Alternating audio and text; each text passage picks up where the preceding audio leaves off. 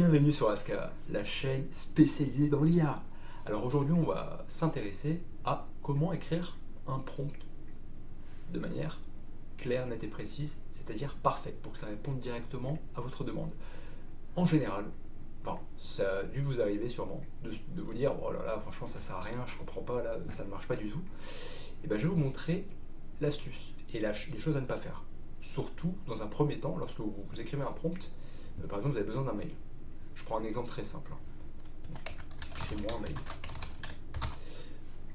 Le problème dans ce prompt, si vous voulez, c'est que c'est beaucoup trop restreint. On n'a pas de contexte, on n'a rien du tout, et admettons, je lui envoie. Regarde. Donc là, il va vous poser des questions. Donc en fait, si vous voulez, et ça va rentrer. Vous pouvez faire comme ça, mais ça prend plus de temps. Et pour que vous ayez vraiment une visibilité globale, moi je vous ai fait un petit copier-coller, vous allez avoir 4 éléments à impérativement intégrer dans votre prompt. La première chose, c'est le rôle. Donc là, dans l'exemple, j'ai pris agis comme un manager. Ça peut être agis comme un enseignant, un assistant.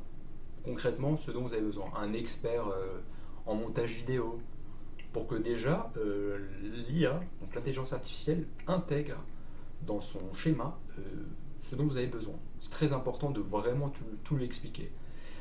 Dans un second temps, vous avez besoin d'un contexte.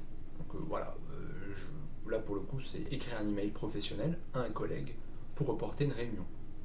Il sait, concrètement, il se dit bon ok, je dois écrire un mail. Le troisième élément donc à intégrer, c'est l'objectif.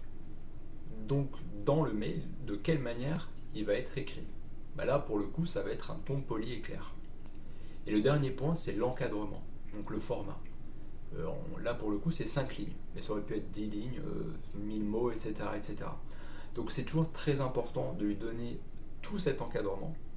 Ça va vous permettre vraiment d'avoir le message le plus pertinent possible. Donc ce syllogisme-là est très important à respecter. Évidemment qu'il y a différentes manières, mais ce qui est important en soi, c'est vraiment d'avoir une logique pour que quand vous l'appliquiez, vous ayez une garantie de résultat. Donc là, on va faire entrer. Et vous voyez qu'il a respecté toutes les conditions.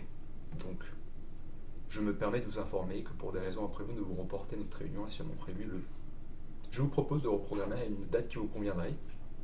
Merci de bien vouloir me faire part de vos disponibilités, bien cordialement. Donc, là, vous avez fait un prompt et ça vous a permis vraiment d'avoir toutes les réponses à votre questionnement. Si on avait commencé par écrire-moi un mail, il aurait à chaque fois posé des questions et peut-être qu'il n'aurait pas fait exactement ce que vous attendiez. Donc c'est important. Donc c'est vraiment important d'avoir ce schéma en tête à ce niveau-là. Donc c'était vraiment une petite vidéo très très rapide, parce que je trouve que c'est important d'avoir les bases.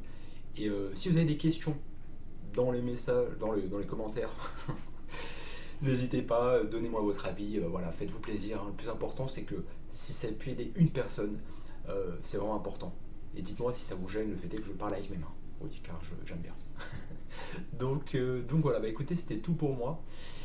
Je vous dis à très vite pour une prochaine vidéo qui sera peut-être un peu plus longue, parce que là vraiment je me suis dit bon, autant on envoie, écoutez, on envoie et on voit ce que ça donne. C'est important quand même. Donc je vous souhaite une excellente journée et puis à très bientôt sur Aska.